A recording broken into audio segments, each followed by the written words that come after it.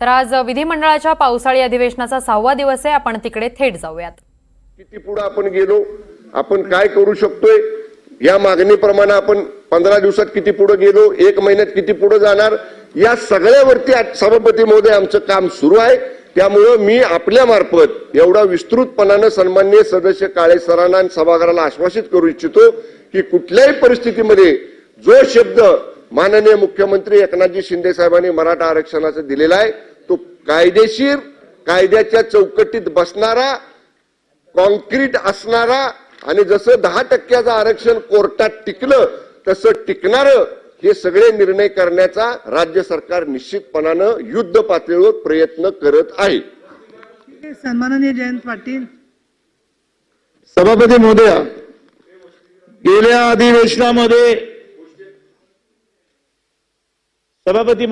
अधिवेशनात मंत्री महोदयांनी आणि शासनाने ते सांगितलं, तेच उत्तर तुम्ही या ठिकाणी देतात. सभापती महोदया, आम्ही या सभागृहामध्ये चर्चा करतो, या वेळेला गेल्या वेळेला आरक्षणाबाबत चर्चा झाली, त्यावेळेला पण आम्ही इथे मागणी केली की जातीय निहाय जनगणना पहिल्यांदा करा आणि आरक्षण वाढलं पाहिजे. आरक्षण तुम्ही 10% वाढवलं, ते वाढवता येतं का? कायद्याप्रमाणे वाढवता येत नाही.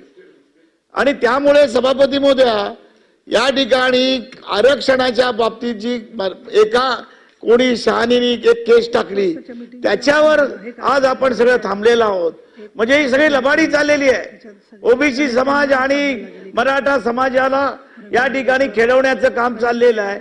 सर्वसामान्य माणसाला याच्यामध्ये काही रस नाहीये आणि म्हणून हे आरक्षण वाढवण्याचं धोरण आणि त्यावर तुमच्या मंत्रिमंडळ तुमची जी कमिटी नेमली त्याच्यावर चर्चा झाली का? नंबर 1.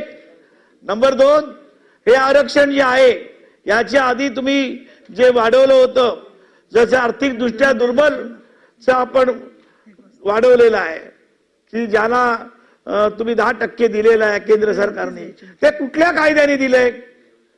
जर आपल्याला वाढवता येत नाही मग तो कुठल्या कायद्याने ते दिलेलं आहे? त्याची पण कमिटीने विचार केला आहे का? कमिटीने त्याचा अभ्यास केलाय का? आणि तिसरा प्रश्न, जातीय जनगणना तामिळनाडूने केली, बिहारने केली. बिहारला परवा स्टे आलेला आहे. त्याबाबत विचार-विनय राज्य शासन हे आरक्षण देण्याबाबत देताना करेल का? या 3 माझ्या प्रमुख प्रश्न आहेत.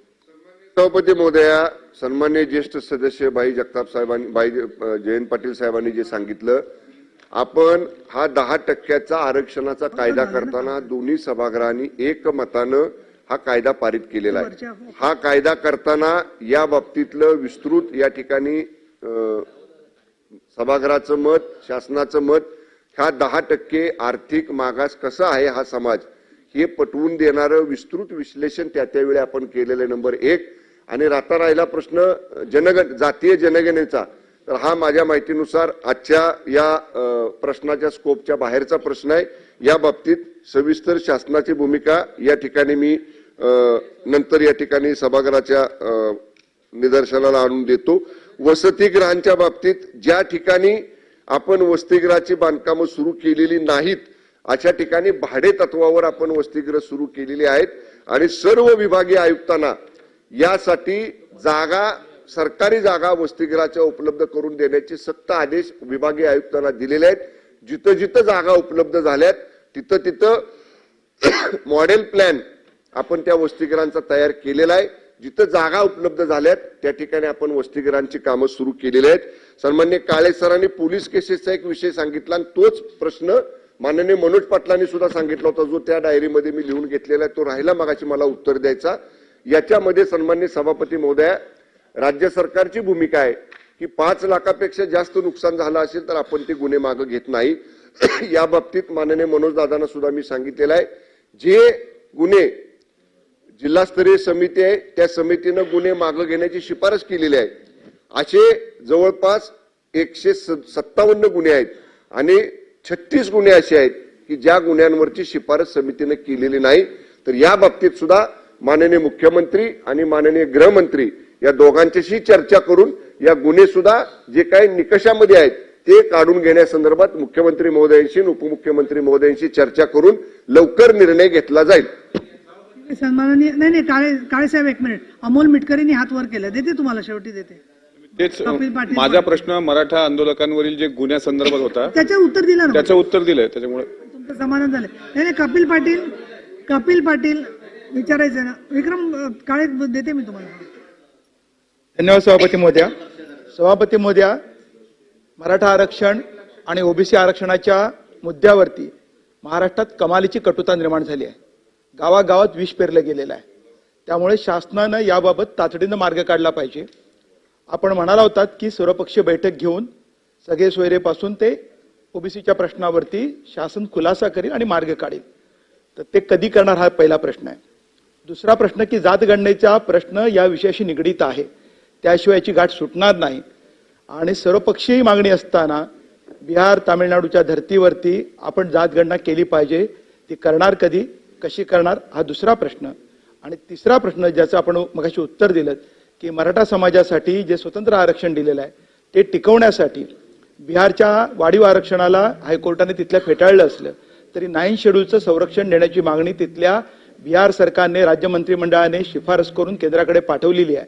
महाराष्ट्र सरकारने मराठा आरक्षण जे स्वतंत्र 10% दिलंय त्याला 9व्या शेड्यूलचं संरक्षण मिळावं यासाठी राज्य मंत्रिमंडळाने ठराव केला आहे आणि केंद्राकडे तो पाठवला आहे का, याचा खुलासा पण कराल का?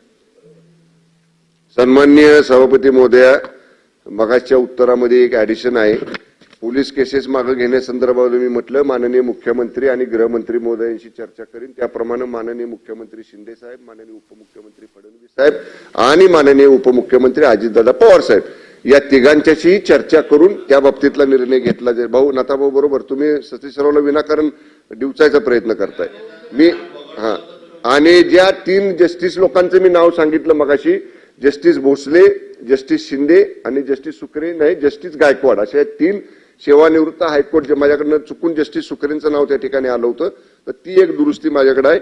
आणि सन्मान्य सभापती महोदय, सन्मान्य सदस्य कपिल पाटील साहेब जे म्हटले की सर्वपक्षीय बैठक घेण्याचं सरकारकडनं आश्वासन दिलेलं होतं, या बाबतीत आजच दोन्ही माननीय मुख्यमंत्री दोन्ही उपमुख्यमंत्र्यांशी चर्चा केली जाईल आणि त्या दोघांशी चर्चा करून या बैठकीचं नियोजन कसं करायचं या बाबतीत त्यांच्याशी चर्चा करून योग्य निर्णय या ठिकाणी घेतला जाईल.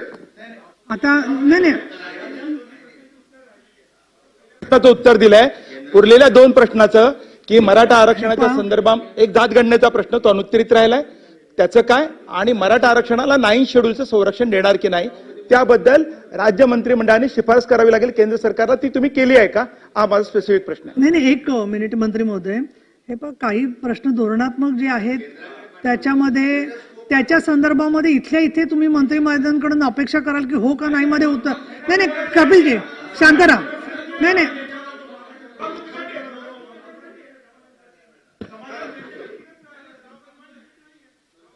नाही ठीक आहे, तुमचं समाधान झालेलं नाहीये.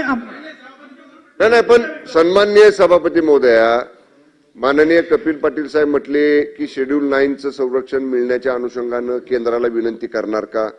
बिहार राज्यानं कशा पद्धतीनं तो प्रस्ताव तयार केलेला आहे, कशा पद्धतीनं ठराव केलेला आहे, कुठल्या गोष्टींचा त्याला आधार घेतलेला आहे.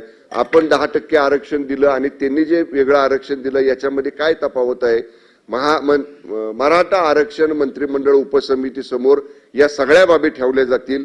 पहिल्यांदा 1 मिनिट ऐका, पहिल्यांदा मंत्रिमंडळ आरक्षण उपसमिती याच्यावरती स्वतः अभ्यास करेल आणि त्याप्रमाणे मंत्रिमंडळ उपसमितीचा अहवाल आम्ही मंत्रिमंडळाकडे घेऊ. कपिल पाटील नाही आता पद्धत योग्य नाहीये, त्यांचं पूर्ण होऊ द्या. असं नाही तुम्ही नाही पण तुम्ही त्यांचं पूर्ण झाल्यावर बोला ना.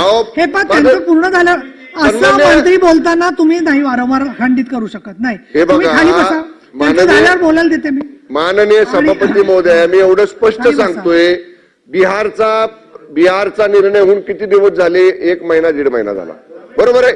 ऐका ना सन्माननीय कपिल पाटील खाली बसा. एवढं विस्तृत उत्तर मी देतोय.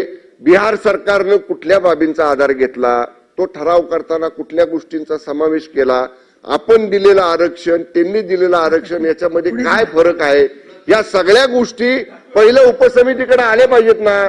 मराठा आरक्षणाशी संबंधित आहे ना, त्याच्यासाठी कॅबिनेटनं उपसमिती नेमलेली आहे ना. त्यामुळे या सगळ्या गोष्टी उपसमितीकडे येतील. येणाऱ्या बैठकीमध्ये मंत्रिमंडळ उपसमिती जी आहे त्या येणाऱ्या बैठकीमध्ये या सगळ्या गोष्टींवर चर्चा केली जाईल आणि निश्चितपणे आरक्षण टिकण्यासाठी जे करावं लागेल ते निश्चितपणाने हे सरकार करेल. नाही, आता पुढच्या प्रश्नाकडे चला. राहिलेल्या विषयावरती परत आपण चर्चा घेऊ शकतो आणि त्यांनी सांगितले उपसमिती. नाही, आता खूप वेळ झालेला आहे आणि अजून प्रश्न सरकार सोडवण्यासाठी बांधलेले तुम्हाला सांगितलेले नाही. आता ऍडव्होकेट अनिल परब तुम्ही प्रश्न विचारणार आहे का? 23,621 नाही. बरं, मग श्रीकांत भारतीय सभागृहात नाहीयेत. 23,763. पुढचा 9 नंबरचा प्रश्न नाही घेता येणार, निलंबित आहेत ते. त्यानंतर 11 नंबर अशोक उर्फ बाई जगताप विचारणार नाही आहेत मला वाटतं. 12 आमशा पाडवी. हा, 10 घ्यायचं आहे का श्रीकांत भारती यांचं?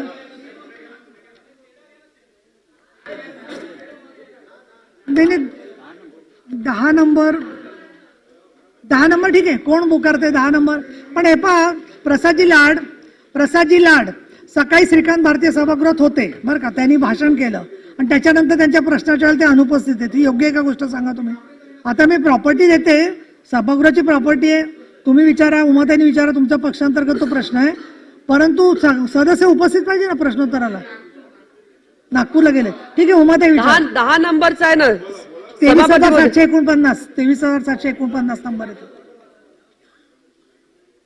23,479.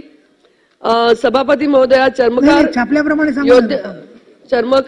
सभापती महोदयाच्या आपल्याप्रमाणे आता विचार. चर्मोद्योग महामंडळाचे सर्व थकीत कर्ज बिनशर्त माफ करावे व पुढील कर्ज जाचक रद्द करून सरळ पद्धतीने देण्यात यावे अशा प्रमुख मागण्या होत्या. त्याच्यामध्ये गटर कामगार महानगरपालिका, नगरपालिका, नगर परिषद व ग्रामपंचायत स्तरावर बैठका व अपघात आरोग्य विमा देण्यात यावा. देवनार येथील महामंडळाच्या जागेत आंतरराष्ट्रीय दर्जाचे आधुनिक लेदर हब, ब्लस्टर व प्रशिक्षण, जागतिक दर्जाचे विक्री केंद्र तसेच हॉस्टेल उभारण्यात यावे. बांद्रे येथील एकमेव चर्मकला महाविद्यालय पूर्ववत करून लेदर इंजिनिअरिंग पदवी व इतर लेदर कोर्सेस सुरू करण्यात यावे.